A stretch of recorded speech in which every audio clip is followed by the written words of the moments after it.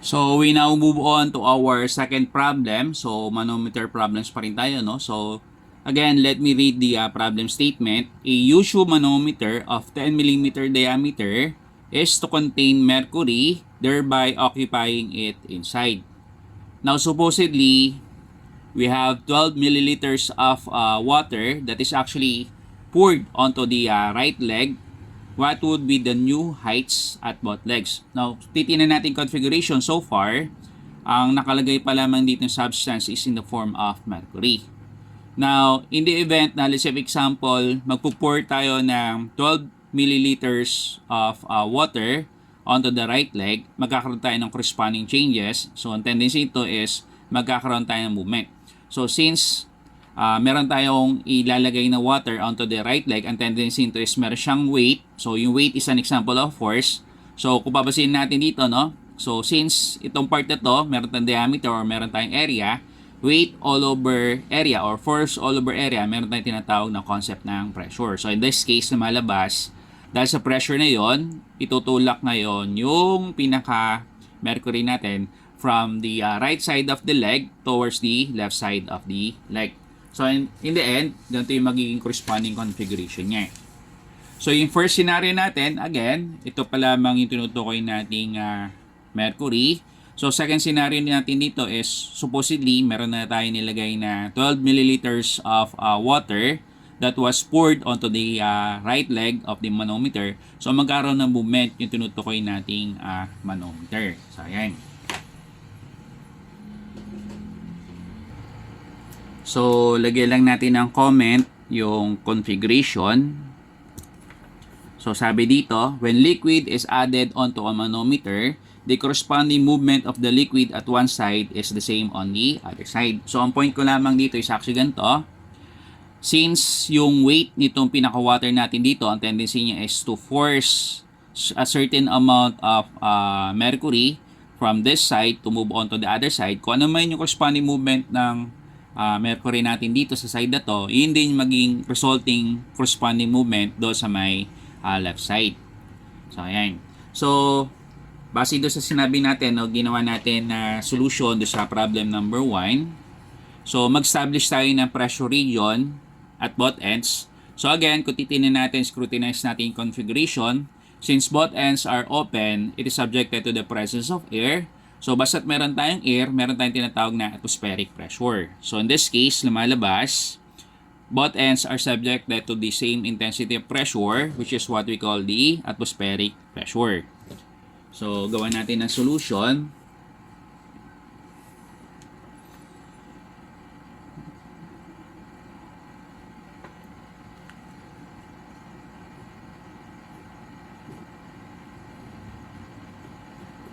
Okay. Then, ito, no? So, sabi, both ends open, thus, both ends are subjected to what we call atmospheric pressure. So, second step natin dito is to label yung mga corresponding start points at end points sa mga liquids natin. So, ito, start tayo from left to right, although po pwede din naman siya from right to left. Pero for standard purposes, so para mas madaling maintindihan, no, ang gagawin na lang natin concept ng pagbubuo ng manometer equation is from left to right. So, identify natin start points at end points. So, lumalabas, ito yung start point nung pinaka mercury natin. Then, yung other end ng pinaka mercury natin, ito yung 2. So, kung ano may start, kung ano man yung end point ng pinaka mercury natin, yun magsisilbing start point naman nung sinutukoy nating water. So, yung kulay green is actually water. So, kung ito yung start point, ito ngayon yung magiging end point. So, ayan. So, label na lang natin siya as water. So, water yung green.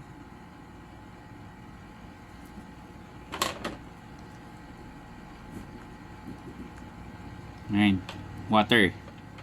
So, lagyan natin ang mga corresponding measurements. So, lumalabas 12 milliliter of water. So, kung titignan natin dito, no? So, Ang initials is 2 to 3. Lilabel ko to as height ng water measured from 2 to 3. Tapos,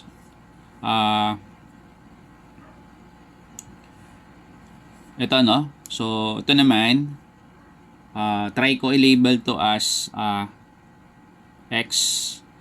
Ito naman, itatry ko i-label as Y.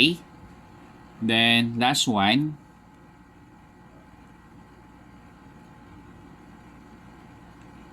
ito, papunta sa location nito. Lilabel ko naman siya as Z. Yan.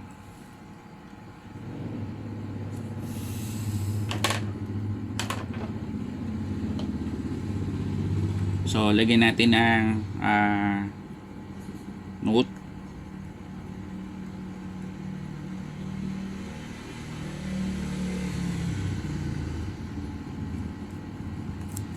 From the second configuration, gawan tayo ngayon ng ating manometer equation. So again, gaya nga sinabi doon kanina, sa binasa ko kanina mga condition or directions, mag-identify tayo ng pressure region at both ends.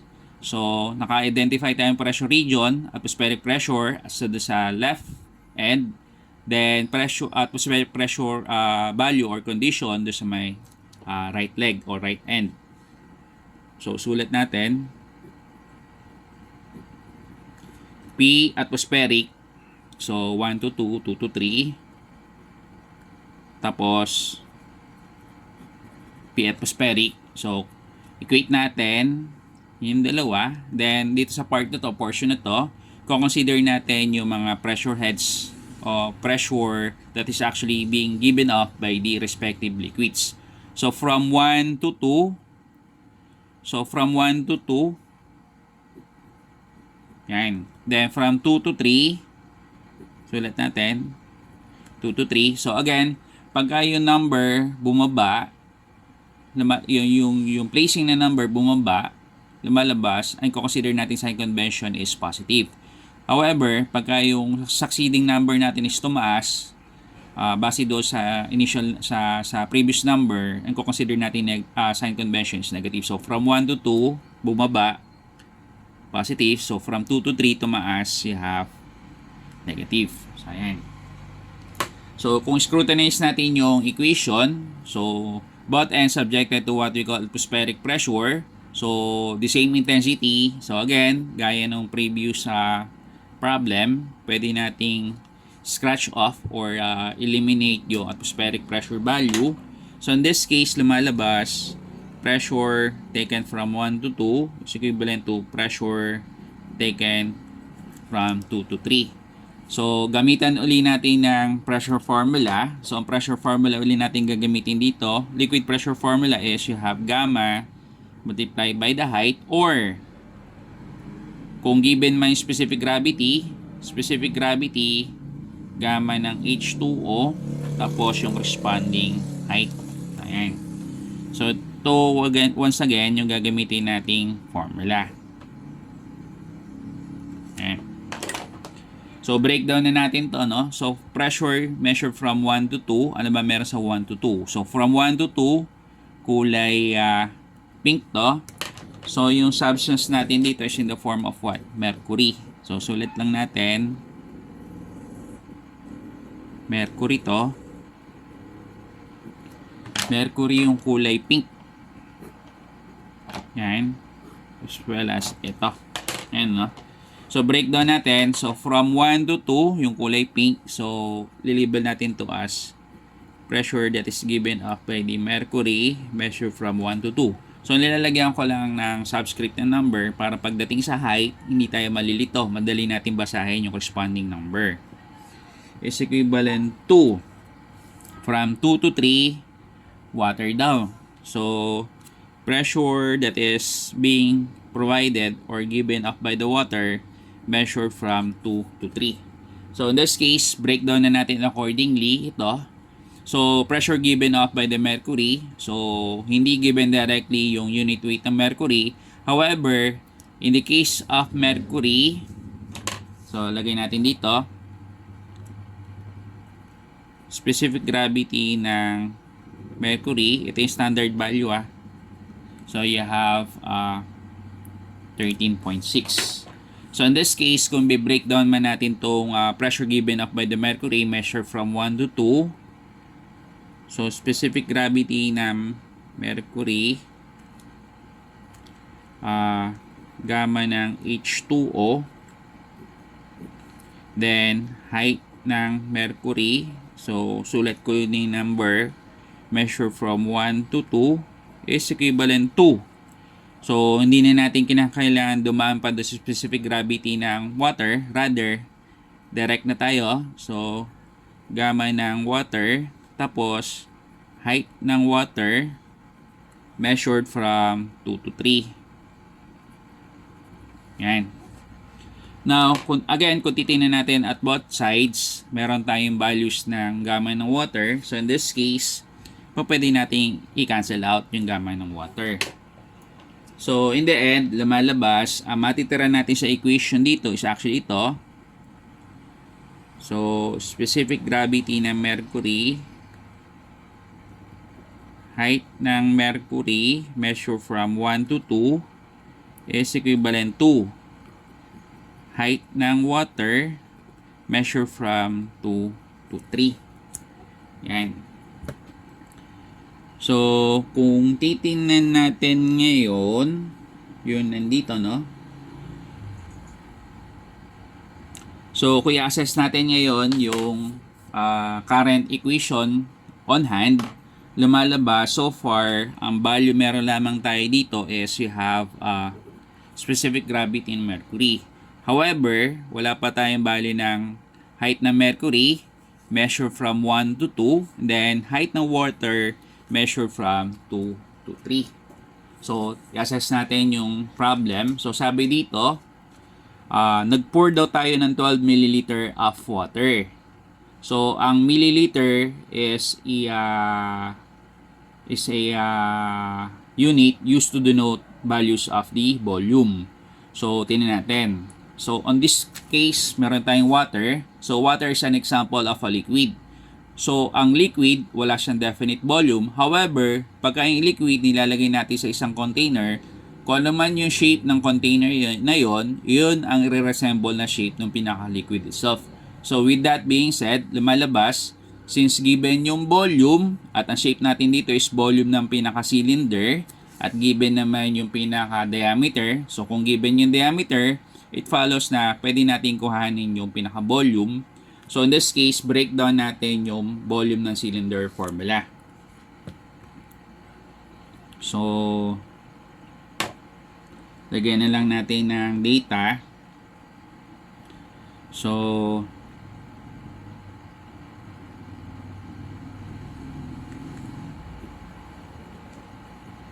for the height of water, height ng water, measure from 2 to 3, that was poured onto the right leg of the manometer. Ayan.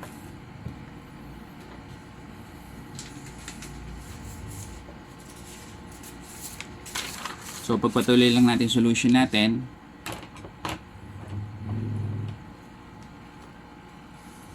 So, lagay natin dito.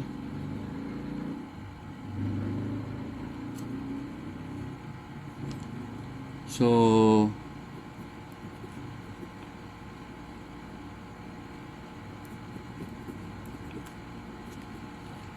volume ng water is equivalent to sa volume ng pinaka tube or volume ng pinaka cylinder. So lagyan na lang natin ng comment.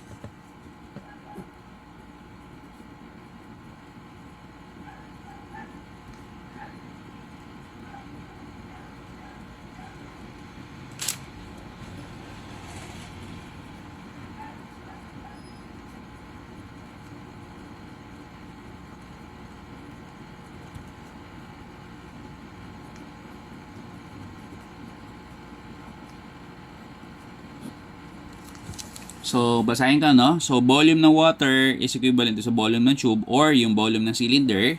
So, ano yung pinagbasehan natin? So, this as the liquid actually takes the shape of its confining vessel. So, lumalabas na yung pinaka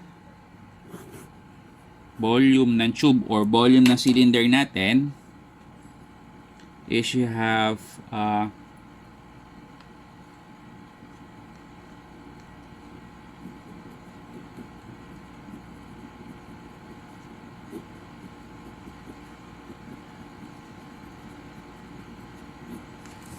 so, yung pinaka-volume ng tube or volume ng cylinder natin is equivalent sa area ng tube multiplied by the height of the tube, or you have phi all over 4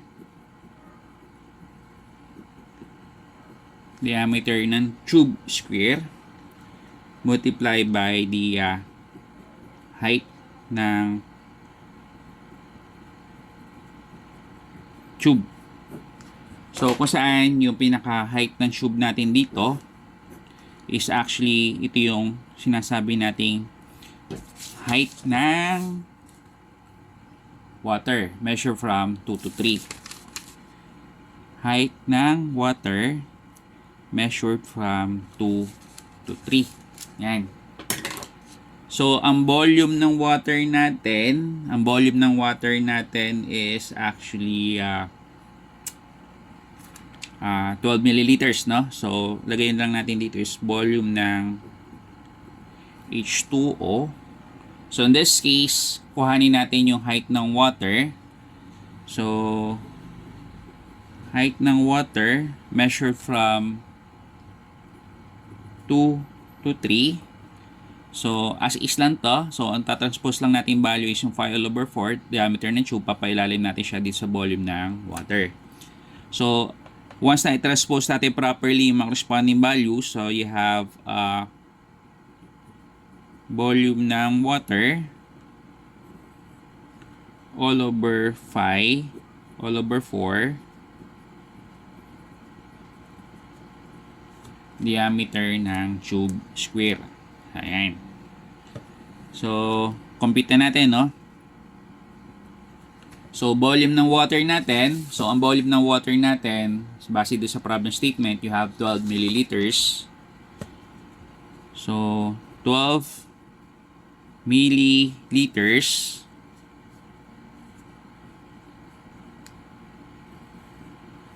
all over 5 all over 4.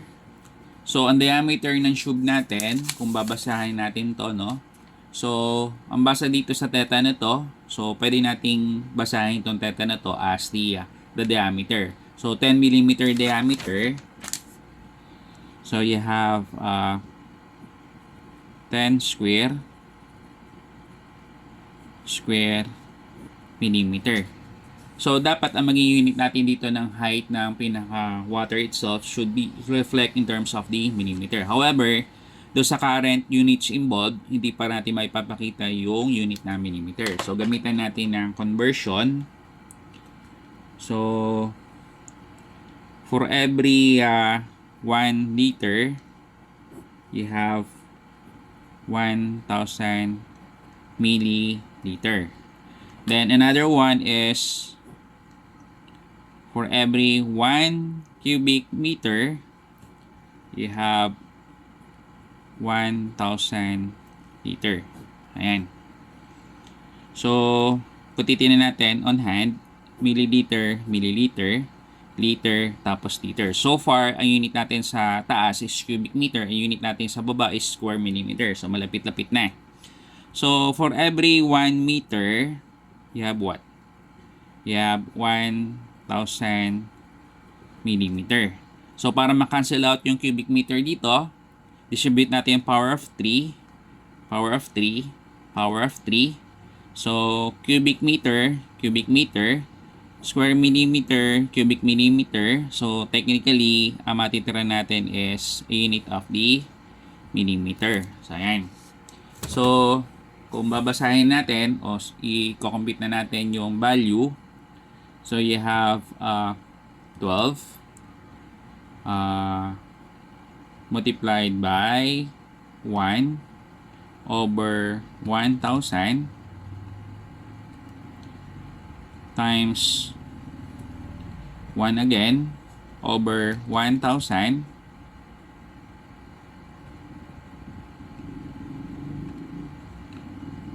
all over 5 4 10 square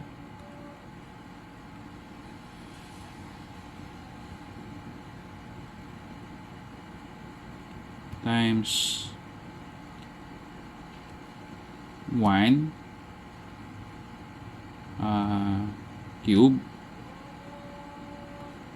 1,000 cube.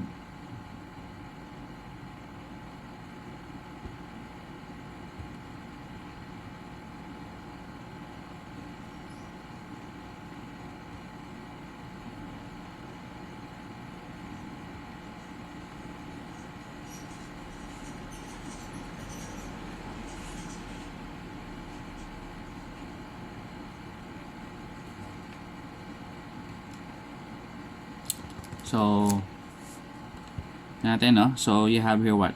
12 divided by 1,000 divided by 1,000 again divided by shift 5.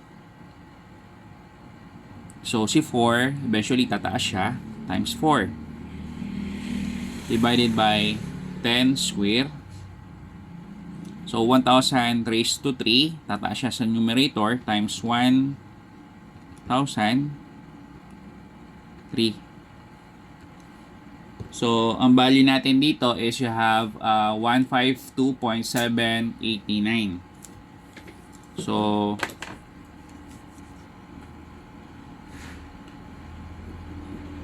height natin ng water measured from 2 to 3 is you have 152.7887 millimeter.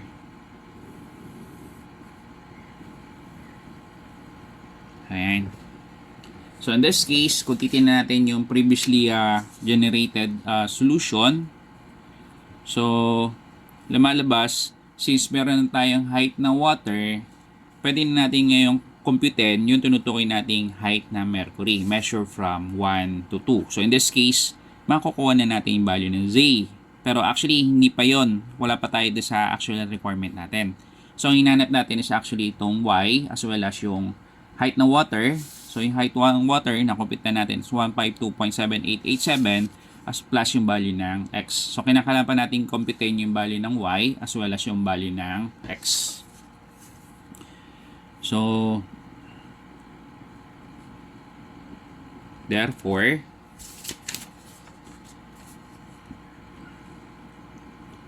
yung height ng mercury natin measure from 1 to 2 is equivalent to sa height ng water natin measured from 2 to 3 all over specific gravity ng mercury.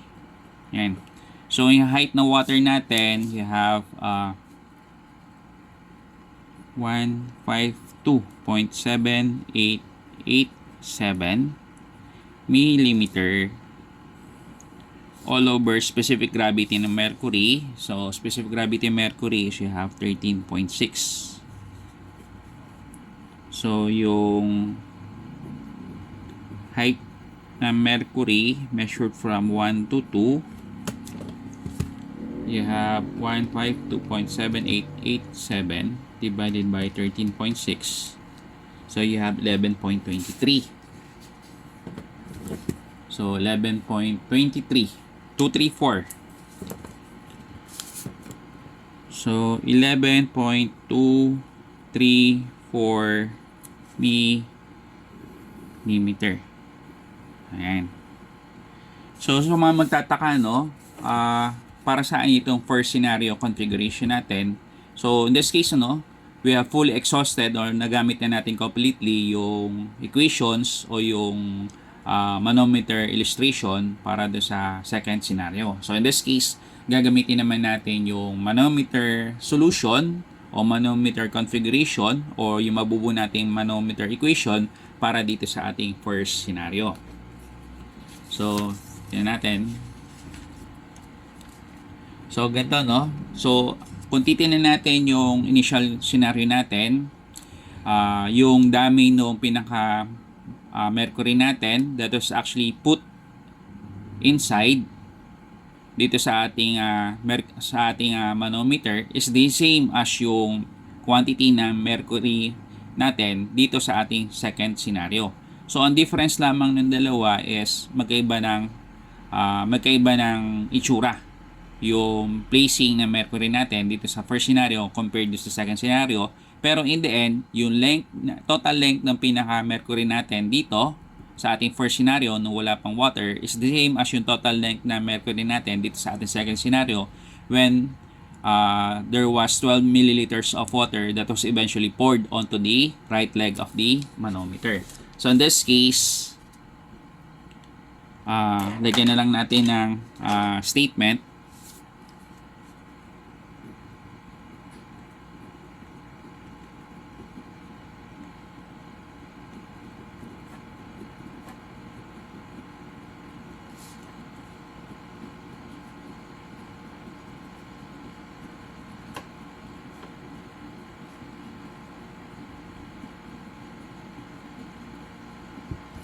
So, referring to the first scenario configuration, so, for the first scenario configuration, we could actually obtain the total length of the mercury.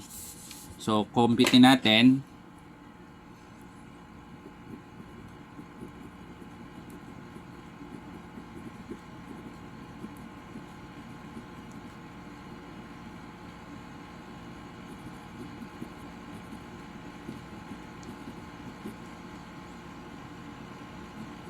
So, for the total length of the mercury, so kung titignan natin, one side, 120, right side, 120, bottom side is 120. So, you have a total of 360.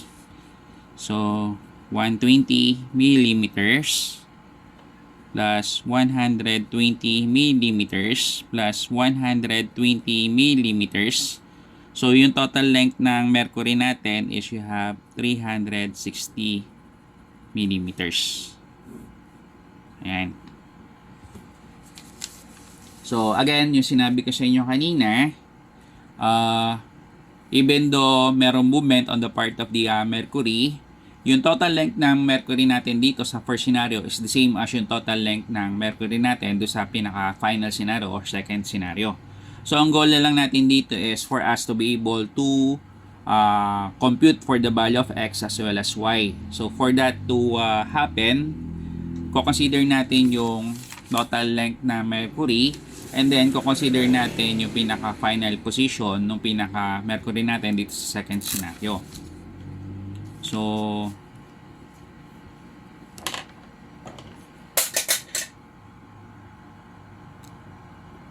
lagyan na lang natin yung note.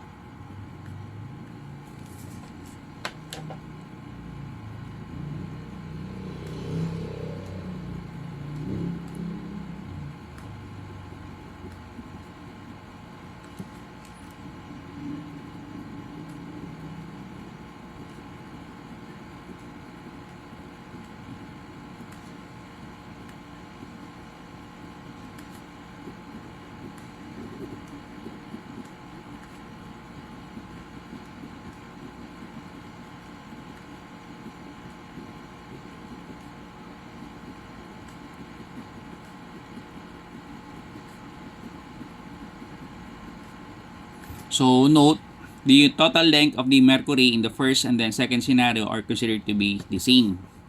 So, ang point lang natin dito is ganito. So, lumalabas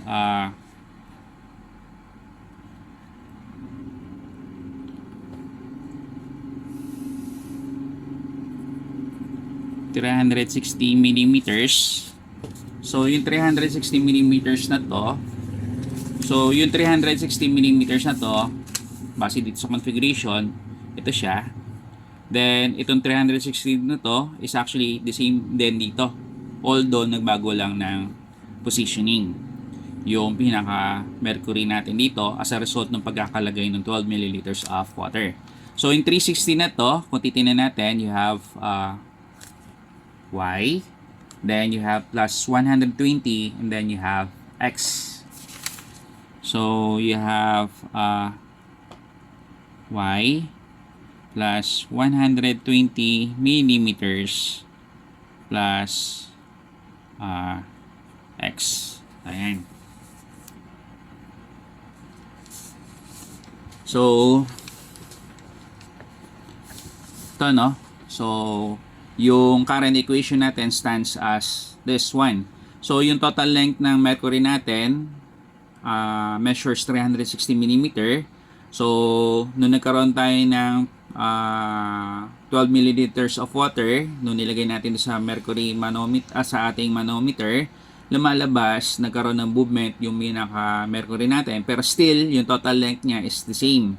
So, lumalabas yung 360 na yon, 360 millimeters na yon, is equivalent to Y plus 120 millimeters plus X. Problem is, hindi natin po pwedeng gamitin yung current equation natin kasi lumalabas dalawa known. So, isang Y tapos isang X. However, kung titingnan natin yung current configuration, itong Y na to, which is ito, is the same as yung value ng Z, which is ito, plus yung value ng X. So, lumalabas, lagyan natin ng note, where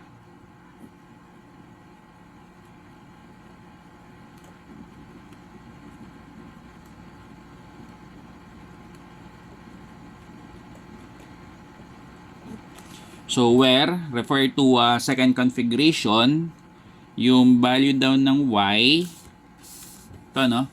Yung value ng Y is equivalent to sa value ng Z plus X. So, Z plus X. So, ayan.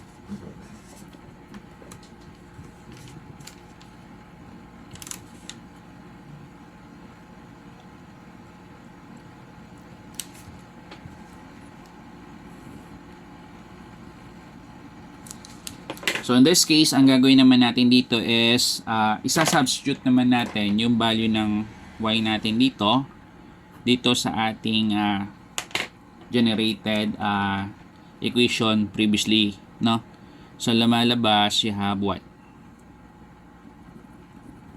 You have 360 millimeters is equivalent to Y. Y is Z plus X. So, yun yung value ng Y plus 120 millimeters plus X. Yan.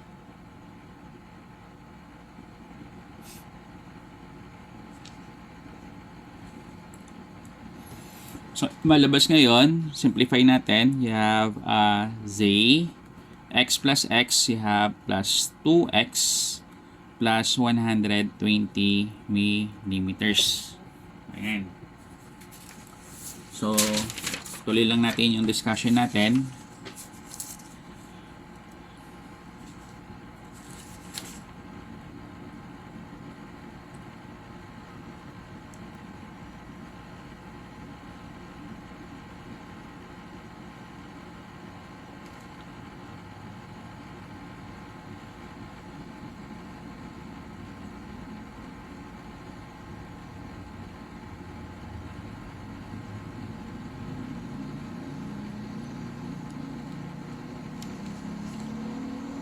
So,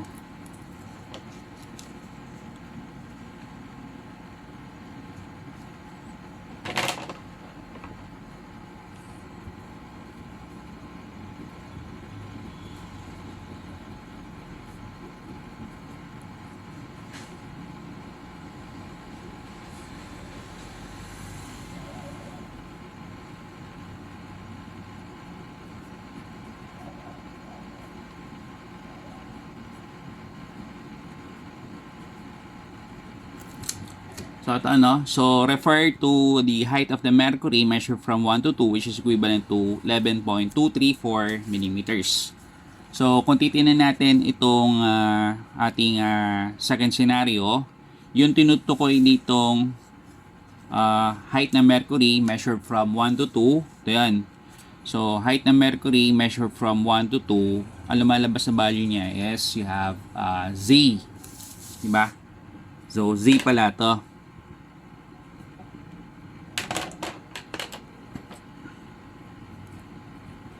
Ayan, Z. So in this case, so therefore, you have, guys, na natin yung equation or solution. 360 millimeters is equivalent to Z, 11.234 millimeters plus 2x plus 120 millimeter. So, lumalabas ngayon, you have 360 millimeter minus 11.234 millimeter minus 120 millimeter is equivalent to 2x. Ayan. So, pwede natin simplify ngayon to. So, simplify natin. So, para maka-obtain tayo ng value. So, you have 360 minus 11.234 minus 120 divided by 2. So, yung pinaka-x natin is you have 114.383. So, x natin is you have 114.383 millimeter. Ayan. So, in this case, kung titingnan natin, meron tayong value ng x. So, since meron tayong x, pwede natin kuhanin yung value ng y. Therefore, with y is equivalent to z plus x. So, z natin, no? You have 11.234 millimeter plus yung x, you have 114.383 millimeter. Yung y natin is equivalent to 11.234 plus you have 114.383. So, yung pinaka y natin is you have 125.617 125.617 millimeter. Ayan. So, balikan na natin yung pinaka requirements ng problem natin. So, ang sabi dito is what would be the new heights at both legs. So, ang hinahanap natin dito is actually yung value ng y as well as yung value ng height ng water measured from 2 to 3 plus yung value ng x. So, lumalabas ganito. So, ultimate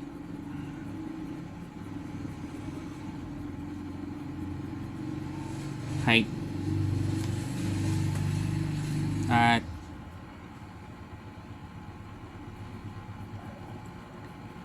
left leg, which is y.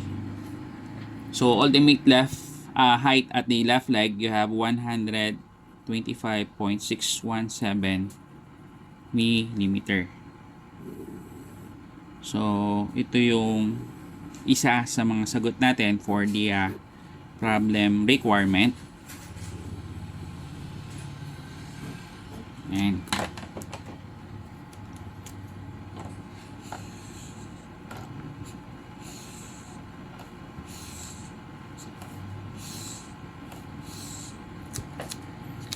then, yung isa pa,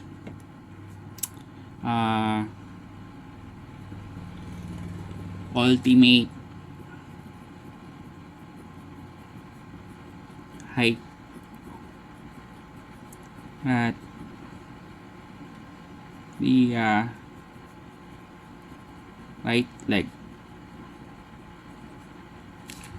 So, ang ultimate height at the right leg, you have height ng water measured from 2 to 3 plus yung value ng x.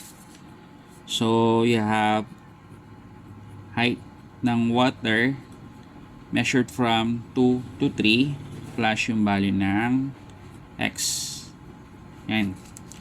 So, yung height ng water measured from 2 to 3. So, height ng water measured from 2 to 3 is 152.7887 mm. 152.7887 mm plus yung value ng x. So, yung x natin is 114.383.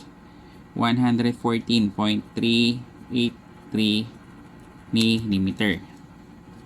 So, sagutin na natin, no? Finalize na natin. Ultimate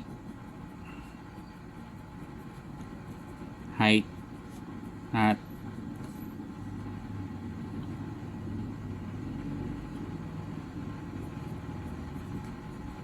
right leg is you have 152.7887 plus 114.383. So, ang total niya is you have 267.1717. So, you have 267.1717 millimeter. Ayan.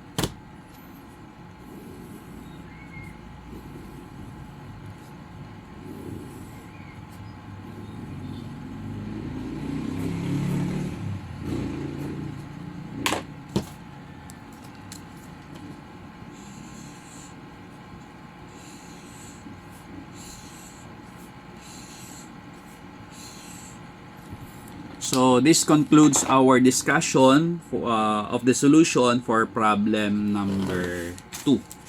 So, ito yung ano natin, solution natin.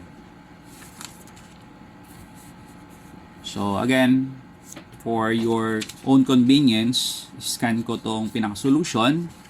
Then, much better kung ipiprint out nyo yung solution, and at the same time, habang pinapanood nyo yung aking video discussion regarding sa solution, hawak-hawak nyo yung pinaka-handout na to for your guidance and perusal. So, yun lang.